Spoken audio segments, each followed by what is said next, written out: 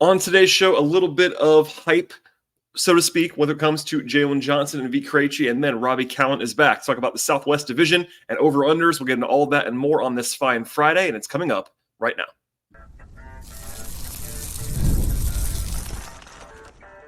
You are Locked On Hawks, your daily Atlanta Hawks podcast. Part of the Locked On Podcast Network. Your team every day.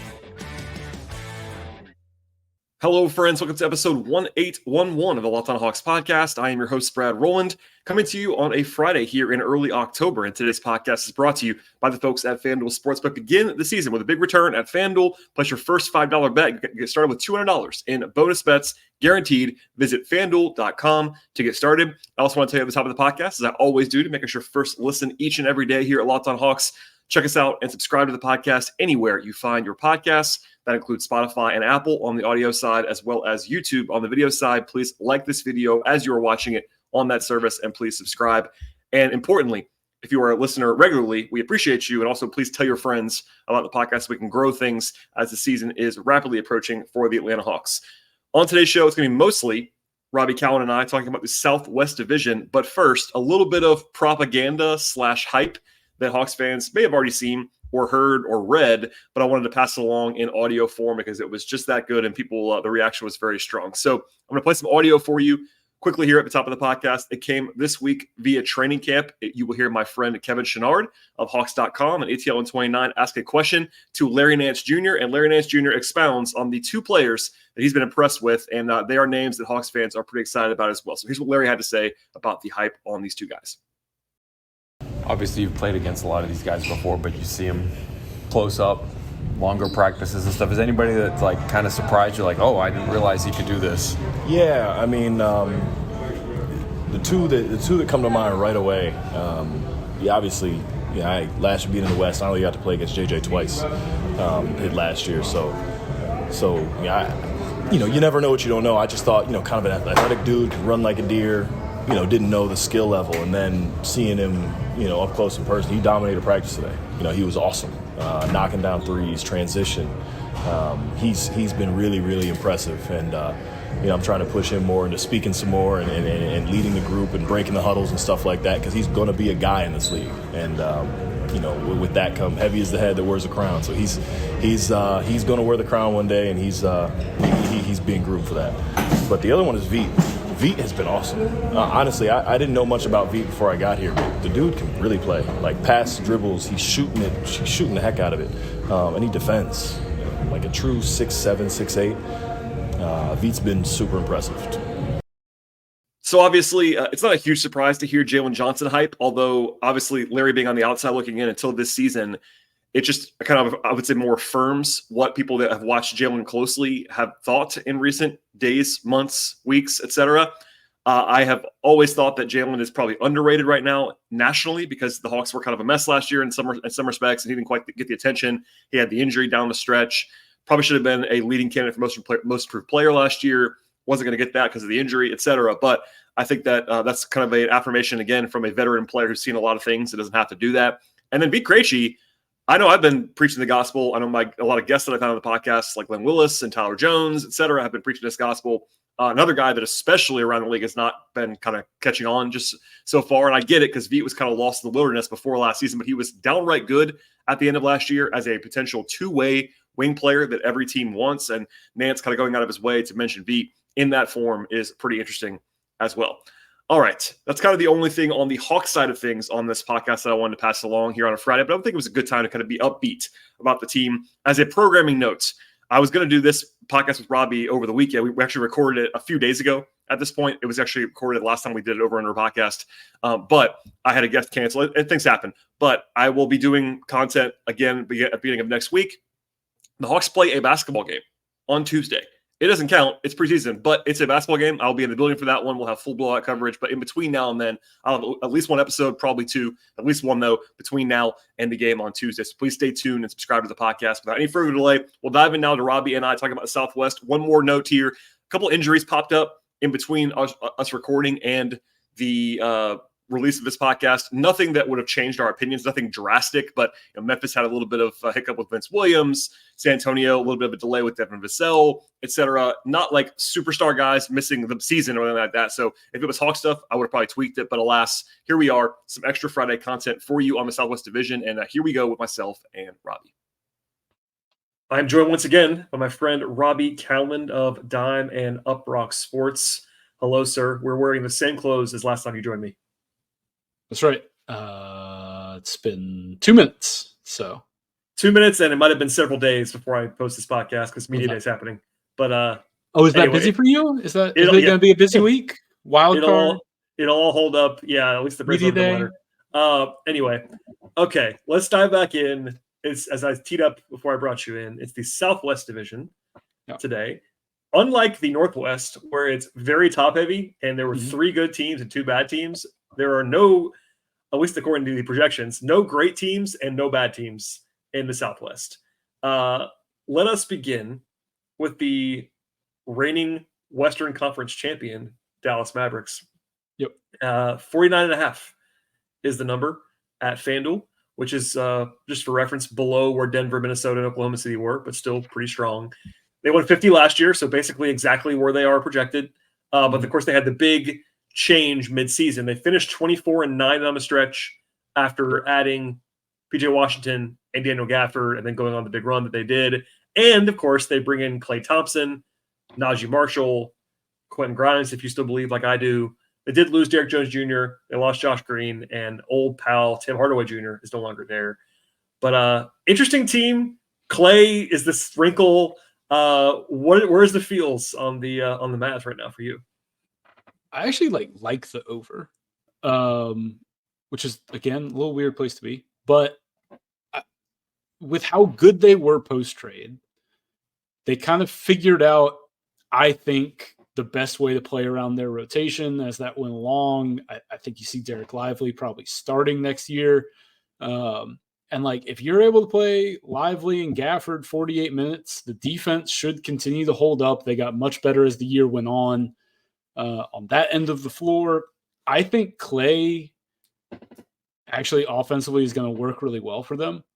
It's what can he give you defensively? Because obviously, it's going to be a drop-off from Derek Jones Jr. on that end of the floor, and how do they replace the kind of Swiss Army knife nature of what Derek Jones was able to give them in terms of perimeter defense.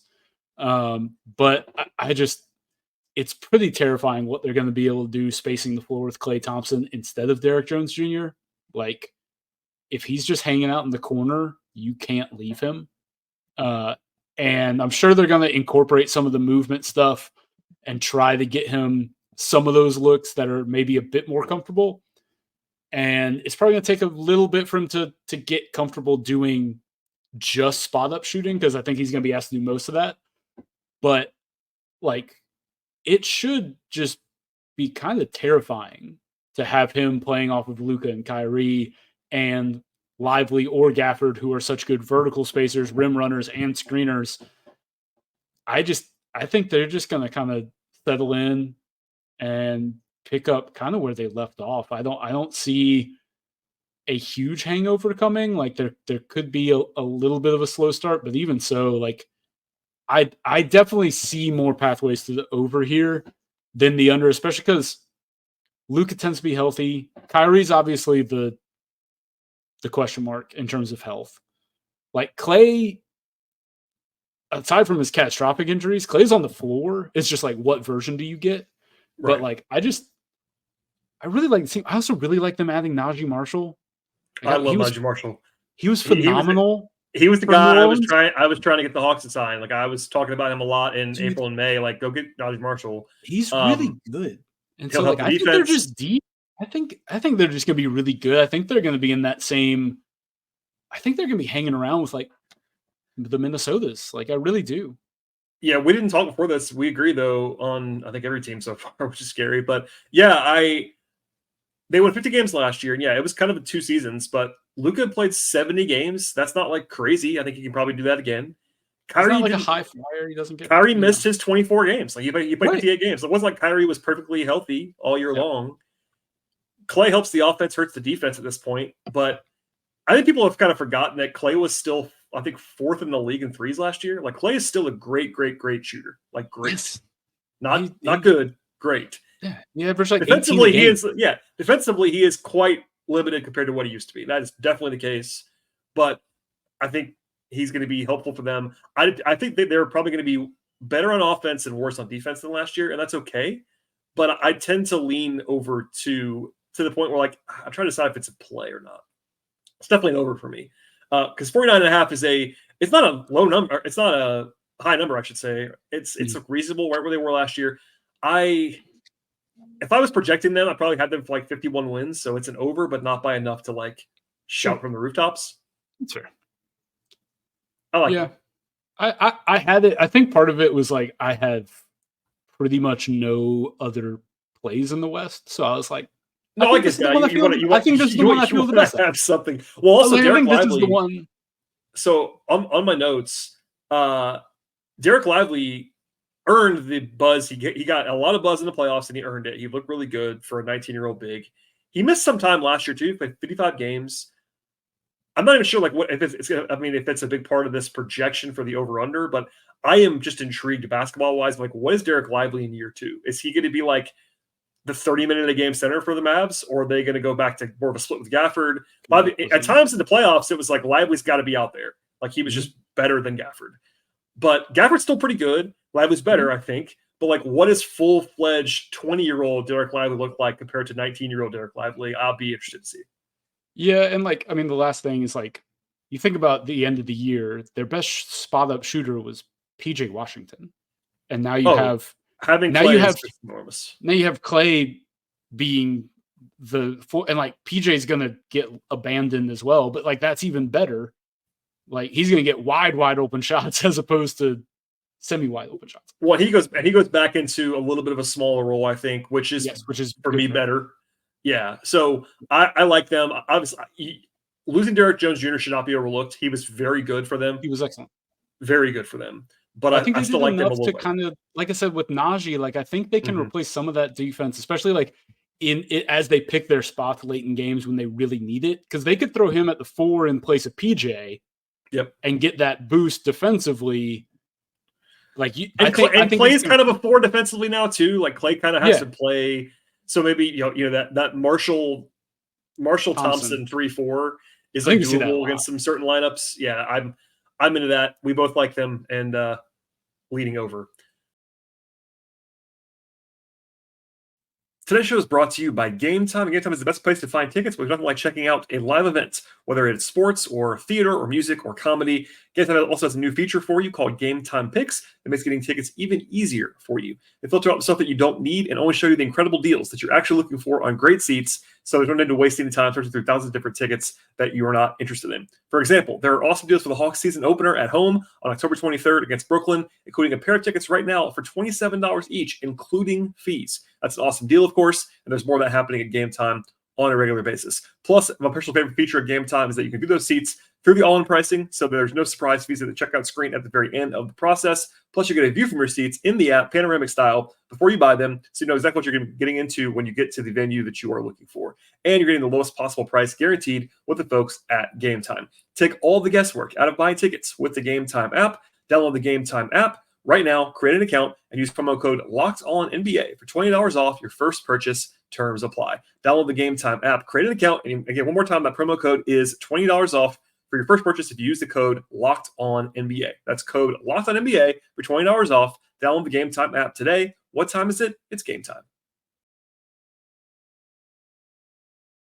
Let's go to the Memphis Grizzlies. 47.5 is the number on Memphis with a juice to the over, actually. Last year was the season from hell for Memphis. It doesn't really tell you anything. They won 27 games because they just didn't have any players. This is relevant, though, for me. They won 51 the previous year and 56 the year before that. So they were a solid 50-plus win team 2 years in a row before last year. But they didn't do much. Like, they add Zach Edey, who I definitely want to ask you about, but he's kind of their only major addition. They lose Zaire Williams, who didn't really help them. And then they waived Derrick Rose pre-retirement. That's kind of it. Nothing else really happened for Memphis. But of course, I'll give you the numbers now. Ja played 9 games, Smart played 20 games, and Bane played 42 games. Yep. Gigi Jackson's already hurt. I'm not the biggest Gigi Jackson fan in the world, but he's already going to miss like months. That's going to hurt their depth. Vince Williams, I like a lot, but that's a question mark. And look, Ja hasn't played very much, man, for a while. It's been a while since Ja's played. Like a lot of. He's really good when he plays. So, but I say all that. It feels like the people that I trust, like the smart people online, are like, "Hey guys, Memphis is really good," and I tend to agree. Like they're good when they're healthy, but man, this is a total wild card to me. It's at this number. It's pretty. They're being respected quite a bit at 47.5 with juice to the over. Yeah, I mean, I have lean under, but it's like a firm stay away. And it's just, I want to see how it all comes back together. I think it is underrated how important Steven Adams was to those two teams that went 51, 57 wins. Can Zach Edey replace that? I think what he did to allow them to play their best is underrated. Both on defense with what he allows Jaren Jackson to do in terms of being a roamer and being that kind of like help side guy instead of having to deal with more bigs directly. I think that was very helpful in unleashing the best version of Jaren Jackson Jr., who's a phenomenal defender. And even if without him, he's going to be a great defender, but it's like the team isn't going to be as good. Mm-hmm. And then offensively, there's not a better screener in the league than Steven Adams. Like you ask anybody in the league, who's the best screener? And they're going to point to that guy. Because I have a number for you on this. The 2 years we just talked about, where they went 51, 56 games, those 2 years combined, Steven Adams, they were like +9 net rating with Steven Adams on the court. Like he was essentially their best plus-minus guy for 2 straight years on a team that had full-fledged Ja and Jaren Wayne Defensive Player of the Year. And like it was still Adams that was like their look. He's not better than those guys, but it was extremely key, kind of like what they were doing, and always underrated. He's just one of those guys that makes everybody better and helps. He helped accentuate. Like, what do you need to do for Ja Morant? Help him create space, because if Ja Morant has space to get downhill, to get going, to create his shot, he's lethal. But like he's smaller, so guys are going to try to press up on him. To get like. Can you still create that space? Jaren Jackson Jr. is not the best screener. He's not the biggest guy. And so it's like, how do you replace some of that stuff? That's going to be fascinating because Zach Edey, in theory, could. Because Zach Edey is a really good screener. He's a gigantic man. So, like, he can kind of be your anchor defensively and let I see the vision with Zach Edey. I understand what they're going for. My question is, can Zach Edey play at the pace and the tempo that Memphis wants to when Memphis is at their best? Because Steven Adams isn't like a stretch big, but he's a mobile big. Like he is a guy who always moved really well. He could play in space. He could handle it on the short roll. He's got great hands. Like, can Zach Edey do that quick enough to get Memphis back to that full operational level that makes them a 50-win team? And again, the West was not as good when they were winning 50. Like the West is better now. So it's like, I'm going to be fascinated to see how this works out. There's a reason it's only a lean under, because there's a world where this is a 53-win team again. 100%. That is in the cards. But like, I think mid-40s is probably a fair assessment of what this team is going to be. And for that, I have a lean under. But again, like, I know what the ceiling can be. I'm just fascinated to see how it plays out, because again, we haven't seen these guys together. Like, we haven't seen them play with Marcus Smart at all. Like, how does that fit? Does that throw a little wrench in? Is he like, what is he even? Like, what is he even? Like, he's at the age point where like he may not be that good anymore. Off an injury, he's not guaranteed to be Marcus Smart again. I think he'll be a good player still, but yeah, I mean, there's so much. I mean, you led with it, and I firmly say this is a total stay away. Yes. If you made me play, I would play the under, because there's just so many things that could go wrong. Yep. I think my rookie skepticism is always out there. I do think that Edey is pretty well equipped. He's an older guy. He has a pretty unique skill set. I think he'll be pretty good right away by rookie standards, but he's still a rookie. Like, It's a lot to ask. And then Ja just doesn't play anymore, and until he does, I'll be skeptical. Yeah. Smart I'm downgrading, because even when he did play last year, he didn't look like the same guy to me. Yeah, I have to go under. I wouldn't bet it with your money. There's no chance I would do this, but I would go under if you made me choose. It's an appropriate number though. Good job, FanDuel. Moving on to the New Orleans Pelicans, a team that I've talked about a lot this summer for obvious reasons. New Orleans, 46.5 is their number, juiced to the under. They won 49 games last year, so a little bit of regression forecast in this number. They, of course, bring in old pal DeJounte Murray. They did very little else, though. Their center situation is well documented. They don't have one, which is they have Daniel Tice and Yves Missy, and it's a mess. And they lost 4 rotation guys. Like, DeJounte is better than these guys, but they lose Dyson Daniels and Larry Nance to the Hawks. It was Najee Marshall, who we liked in Dallas. And they also lose Jonas Valanciunas, who is a limited player, but who's an NBA center. Like, he would be their best center right now if they still had him on the team. So, man, really interesting team. It seems impossible to me that they still have Murray, McCollum, and Ingram on the team. And yet they do. Yeah. So I have a strong suspicion, that when they traded for DeJounte, they were not expecting to still have Brandon Ingram on the team. That's my guess. I would agree. But they do. He's still there. Yeah, I don't know what to do with New Orleans. For that reason, I like so many of the guys on their roster.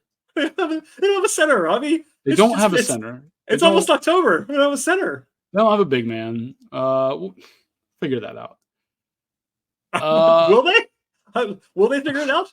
I tend to think they won't, but we'll see. I mean, I don't know. Like, maybe Zion at the 5 works. I don't know. I mean, they're going to have to do that. Look, and I should say, Zion played a career high in games last year and was actually better than people are talking. I think Zion might be underrated again now. Like, he was good. I'm with you. He was really good last year.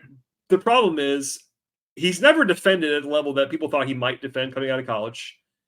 And if he's your full-time center, you're going to score a lot of points.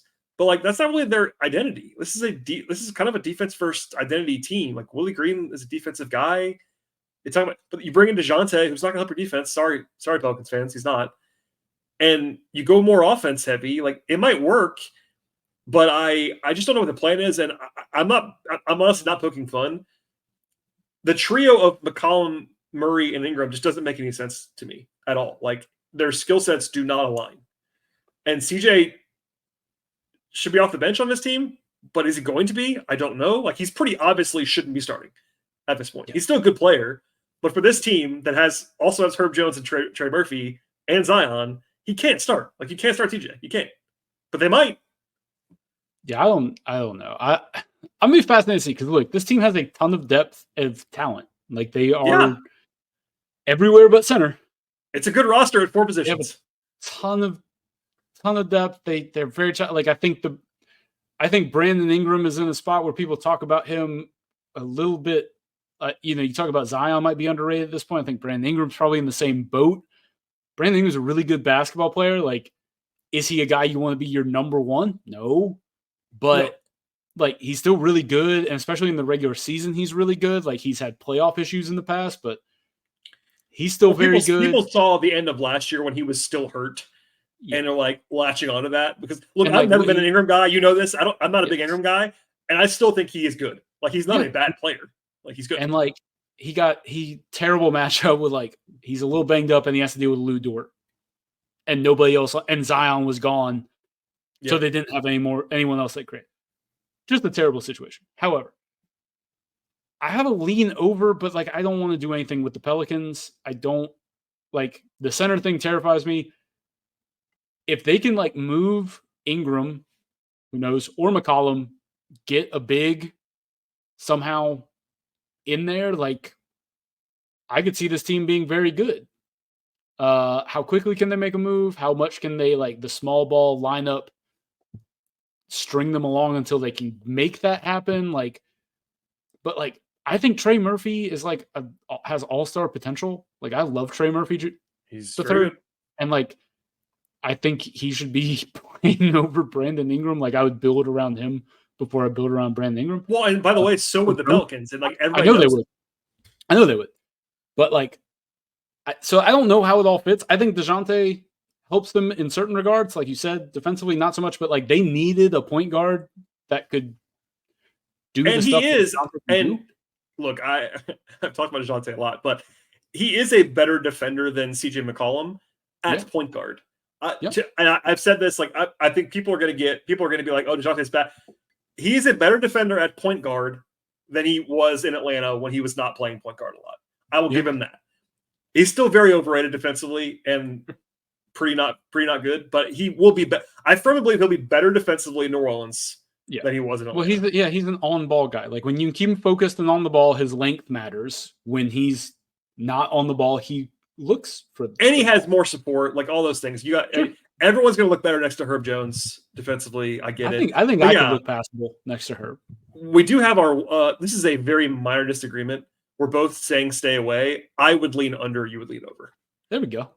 But not with a lot of first take level passion on this one. It's just screaming at each other. You think Jonas Valanciunas is worth 4 wins? I don't believe that. But I do think they do need someone that's taller than 6'8". Between the center thing and I know they still have reasonable depth. They are not as deep as they were a year ago. They're not losing Najee is like a real. Losing Dyson, losing Najee, losing Larry Nance, who would be their best center right now. Like those guys, I get why they did it. Like even at the time of the DeJounte trade, I said it was good for both teams, and I still believe that. Both teams should have done that trade, in my opinion. 100%. What I didn't understand was not trading Ingram not following after that, but we'll leave it there for now. Today's show is brought to you by FanDuel Sportsbook. Football is here in a big way for an NFL fan. Start the season this year with a big return at FanDuel. FanDuel is America's #1 sportsbook. And when you happen to have a hunch in the middle of a game, check out a lot of different information sets from the latest stats to latest play-by-play and much more on the same page when you can place your bets at FanDuel Sportsbook. You also get started with a great offer from FanDuel. That's $200 in bonus bets guaranteed when you place your first $5 bet. You should also know the FanDuel Sportsbook app is really easy to use. They have all stuff that you're looking for across the sports betting space, from over-unders to point spreads to money lines, player props, future bets, live betting, same-game parlays, and so much more. The FanDuel Sportsbook app is also safe and secure for you to cover the entire range of sports as well. That includes WNBA and the NBA, of course, NFL, college football, baseball, hockey, golf, tennis, soccer, auto racing, boxing, MMA, and so much more. Now is an awesome time to sign up with the folks at FanDuel Sportsbook and visit FanDuel.com right now to get started and get $200 in bonus bets guaranteed when you place your first $5 bet at FanDuel. One more time, the place to visit is FanDuel.com to check out America's #1 sportsbook. Let's go down a half tier and get to the Houston Rockets. They are at 43.5 wins, juiced to the over. They won 41 games last year, which was a huge jump after winning 22 games the previous year. They didn't do a ton to change their roster other than draft Reed Shepherd, which is a big deal. And as a reminder, because people have forgotten this, we mentioned him earlier with regard to Memphis. They traded for Steven Adams last year when he was hurt. Yep. I don't even know if he's going to play. Like, he's on this team. They have Alperen Sengun, so he's not going to play a ton, but he's on the team. Yep. That's basically it. It's Reed Shepherd and Adams is healthy now. But they have here's my lead. They have an insanely deep roster. They have 14 guys that I count that could reasonably play. Yeah. I guess I'll just read them off. On the perimeter, you have Van Vliet, Ahmed Thompson, Reed Shepherd, Jalen Green, who's in for a payday maybe. And by the way, Hawks legend Aaron Holiday was good last year. Like, way better than he was in Atlanta. Then, at forward, you have Dylan Brooks, Cam Whitmore, Tari Eason, and Jayshawn Tate, who's a real player who doesn't get to play. He's good. And then you have Sengun, Jabari Smith, Steven Adams, Jock Landale, and Jeff Green. They have 14 guys. That's too many guys, right? We're gonna need some guys. We need some consolidation in Houston. We need to make some moves. But I like a lot of things about Houston. I was beating the drum last year for their over, which was a smash. Smash hit. I have a lean under because I think they're in the same boat as kind of what we see from teams that make a big leap one year and then just kind of stick with the same group. Even if they're marginally better, do they win more games? I don't know. They could be better in this year Like they could make improvements and they could still be a 41-win team. And for that, I lean under. I will say the thing that like keeps me from playing it is what you just said. They could make an all-in move pretty easily. Well, there was that rumbling about KD. KD. One day they were like, "We want KD," and that didn't happen. But and then it didn't. Nothing. They're definitely in the market for a big splash. They can, and that keeps me away because if they're 500-ish at the deadline and make a move, they could easily win 45 games and just take this over. And so like my fear is that there is the consolidation trade, but they just can't play everybody. And the thing is, how much evaluation are you still doing? Like, how much are you still trying to figure out who is who? If you're in evaluation mode, that tends to lose you some games. If you're maximizing the roster, then you're going to have some guys pissed off. Yeah, and the thing is, Ime Udoka is going to maximize the roster. I don't see Ime going evaluation mode. Well, that's not the way he's wired. Yeah. Maybe the front office will try to get him to do that more. Yeah. I almost want to play this under. Only because of a few things, like what you just said exactly. Like, Şengün, they didn't pay, and it kind of surprised people in the league. They still might, but they haven't yet. Mm-hmm. Jalen Green is interesting. I get it. He's been the flash, all those things. Like, those are their two best players in theory. You still have Van Vliet, who is probably declining, but is still really good. Mm-hmm. And I think Jabari Smith's like wildly underrated at this point. I like him a lot. But all that said, they don't have a guy that I think is like a clear for sure top guy right now. For sure. Maybe those guys get there. Maybe Şengün gets there. Maybe Jalen Green gets there. Maybe Reed Shepherd gets there. Maybe Amen Thompson gets there. They have options, but right now they don't have that guy, right. And they have too many guys. And I just think the West is good, and it's really good. Them going on. You got to go 3 more wins from last year with the same roster that they had last year. And yeah, there's growth, but just to say it again, growth is not linear. And they had some, I think this is kind of the same team as last year. And I don't mean that in a bad way, but when you're projected to win 3 more games than you won last year, I'm going to keep you in that 500-ish range. And I fully acknowledge if they make a move that you'll probably lose. But based on what we see right now, I'm definitely leaning under. I'm leaning towards play under. Like I'm pretty strong on that. Not super strong, but I like the under, I think. And I think another thing, and this is worth considering, especially in this division, but really in the West as a whole. Memphis was a team you beat last year.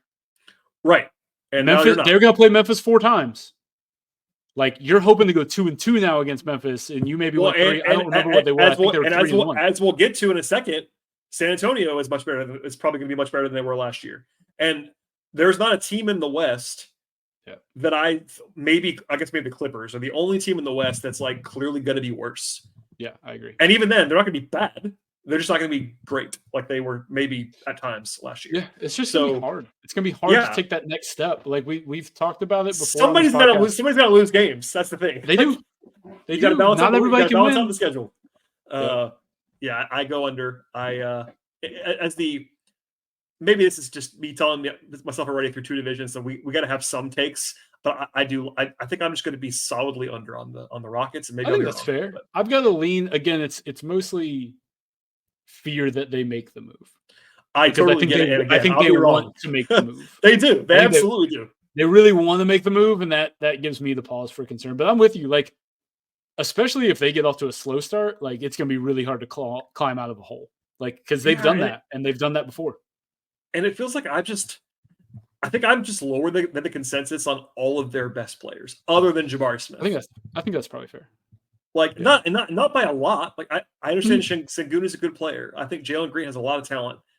Freeman Lead is I've always liked, and I think now he's just like not quite that guy he's anymore. Just older. Yeah, he's 30. So all right, we'll leave it there. The last team, it's really interesting for a last team, quote unquote, in a division, but San Antonio is the last team in the Southwest. Last year they won 22 games, and this year their over/under at FanDuel is 36.5. That's a 14.5 win jump. Part of that is what they did in the offseason, which we'll talk about in a second.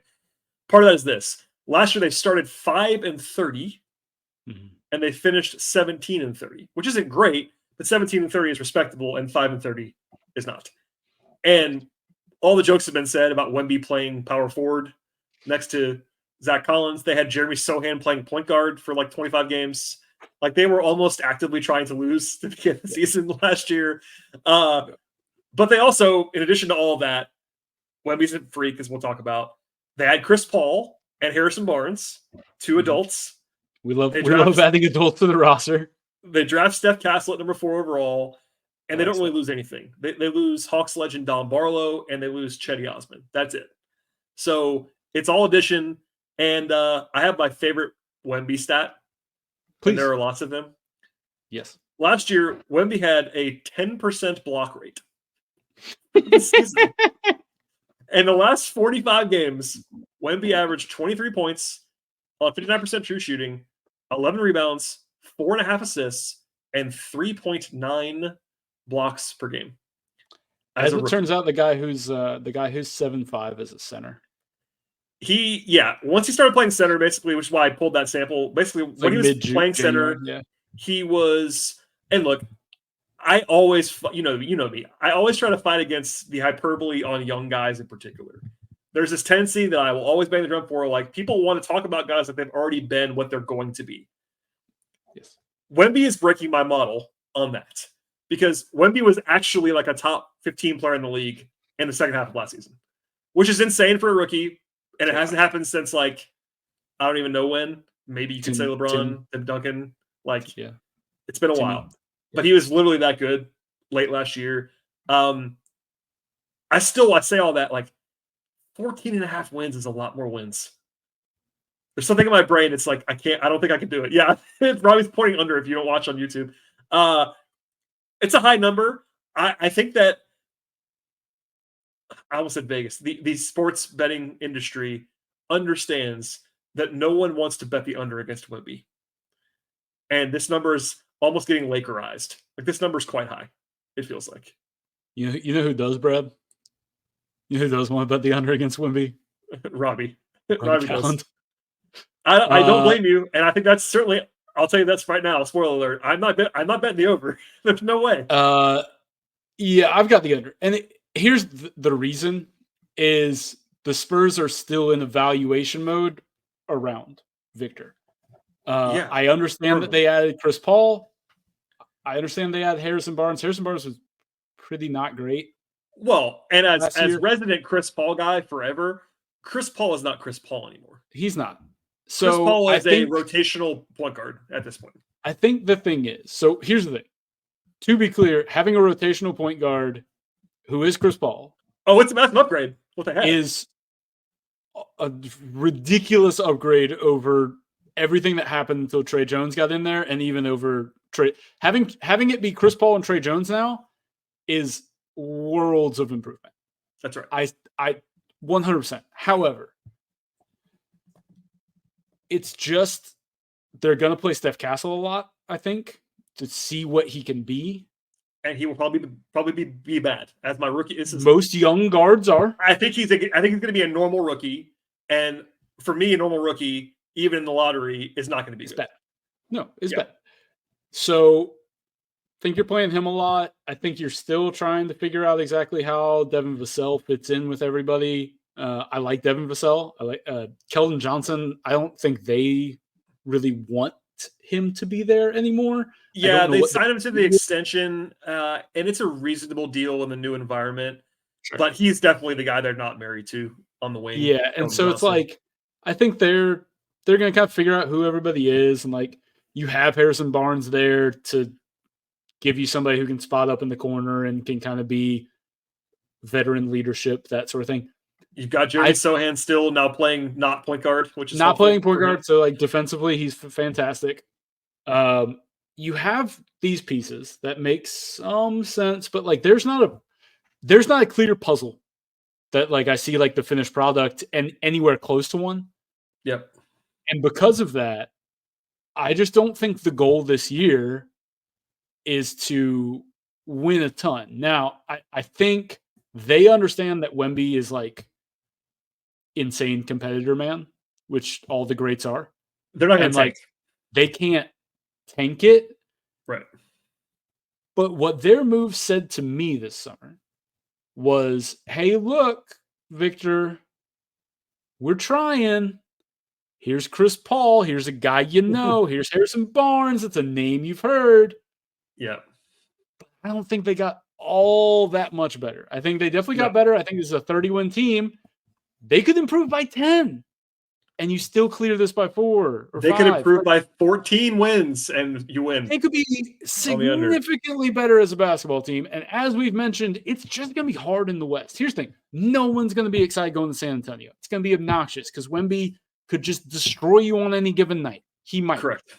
However, he's still also getting better at being consistent. He still was offensively particularly. Defensively, he's a monster, and he's going to win Defensive Player of the Year. And you should just bet that. Like, don't bet the Spurs. Just bet Wemby Defensive Player of the Year. He's going to win it as long as he plays 65 games. Just bet it. But your point, by the way, the Spurs, just bet that. His offense is good, but he is a work in progress on offense. He still wants to take threes and like maybe a few more than he should, or like he's still just trying to figure out what his. He's still trying to handle the ball a lot. He likes to do stuff. And I get it. Which I get it. He can. And like when it all clicks, like it's when he breaks off one of those dribble moves, you're just, what the hell did I just watch? Yeah, exactly. It's outrageous. However, for each one of those, there's probably a turnover somewhere that could have been avoided, but that's okay. Like, and I want him to continue to do that because that's how you get better. And the Spurs want him to continue to do that because that's how he gets better. And that's how they find where he can continue to grow. That's where they find ceilings. That's where they find all of these things. We're still in the evaluation period. This is an under for me. And it's not because I think Victor can't be a top 15 guy in the league, top 10 guy in the league. It's just we're still in year 2. Yeah. And we still don't have, I don't think they have a real, I mean, like maybe Vassell, but like he's not even like a guy that you're married to as like a co-star.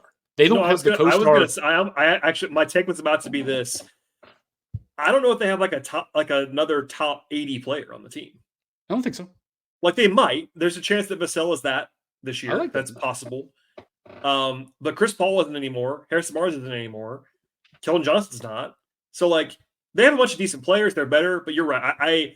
And look, I know that one of our favorites, Brian Windhorst, always does the "Don't put a ceiling on Wemby" bit on their podcast on the Hoop Collective, and it's true. You don't want to see, but if this number was 30.5 or 32.5 or 33.5, I would be not committed. 36.5 it's too high. It just is. And they're giving you, it's the tax. They're begging you to take the under, and I'm just going to have to do it. I mean, like you said, like it is, and we'll get to it when we do that. But like, I think the normal numbers that are usually inflated, the Lakers, the Knicks, I think are more closely aligned because like I don't think Lakers fans are as high on the Lakers anymore as they used to be, and I think Knicks, like the Knicks are just good. Well, so they didn't do anything. They get a normal the Lakers didn't make their like hype move to give people. Yeah, so like there's not inflation there. This is the inflation team. Everybody's hyped off of Wemby, and of course. Should be. He was unbelievable at the end of the year. He goes to the Olympics and does some crazy stuff in the Olympics. And it's like, yes, and I get it. And people should be hyped about Wemby. Like, he's the next face of the league. Like, we always have these arguments. Who's the next face of the league? That guy. That's the guy. Stop arguing about everybody else. There's no argument. Yeah. That's the guy. No, we agree. And I think also, same thing about the Rockets. It's the principle in the West is like somebody has to not win games. And yes, Portland, Correct. Utah are bad. We acknowledged that on the previous episode, but somebody else has to lose games. And the Spurs have the third lowest over/under in the West. And like that doesn't mean they're going to be bad, but generally speaking, Robbie, you don't have 13 teams in the conference win in the 40s, 37 games or more. Somebody's going to lose. It's probably going to be the Spurs. Last year was a freakish West. 10 teams with 46 plus, 1 with 41, 4 teams 31 and below. Like right. Somebody has to lose. And Memphis, one of those teams that won less than 30, supposed to be good again in the division that the Spurs play in. And like, there probably will be a year from hell team. There almost always is. Last year was Memphis. Somebody will get it. But somebody else has to lose too. So yeah, our points Also, across, I think. 4 times we get to watch Wemby versus Zach Edey. That will be fun. Zach Edey is, we got what effects. did I do? I have no idea. Is that what happens when you do a double thumbs up? I don't know. I don't want to try on the podcast. If you're watching on YouTube, Robby just got fireworked. That was something to be What happened? I don't know. I'm going to try it to get it. No, it won't do it for me. Only you. I don't know what just happened. Okay, good way to end the podcast. Robby, thanks for being here for the second installment of our Over-Under series. Please plug your stuff before we get out of here. Read me on Dime, read me on Up Rocks. They're the same thing. They are.